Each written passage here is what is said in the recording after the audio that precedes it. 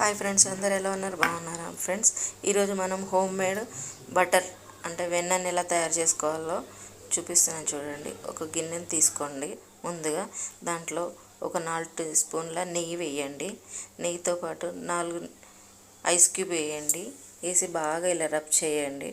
చేస్తున్న కొద్దీ చూడండి, మీకు తేడా తెలుస్తుంది.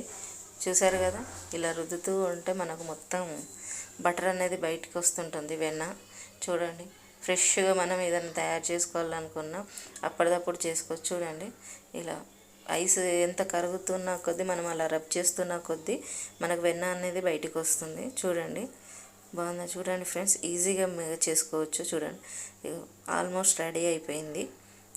చూసారు కదా, వెన్న ఎంత ఈజీగా తయారు చేసుకోవచ్చో మీరు కూడా ఇంట్లో ఎంతో ఈజీగా చేసుకోవచ్చు ఫ్రెండ్స్. చూడండి, ఇలా రుద్దుతూ ఉంటే ఎంత బాగుందో హోమ్ మేడ్ది.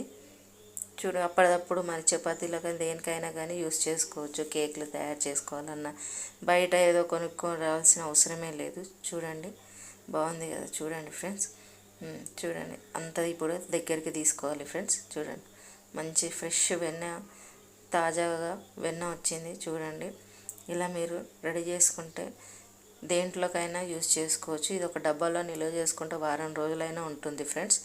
చూడండి, ఈ వీడియో మీకు నచ్చినట్టయితే లైక్ చేయండి, షేర్ చేయండి, కామెంట్ చేయండి, ప్లీజ్ సబ్స్క్రైబ్ చేయండి. Thank you friends.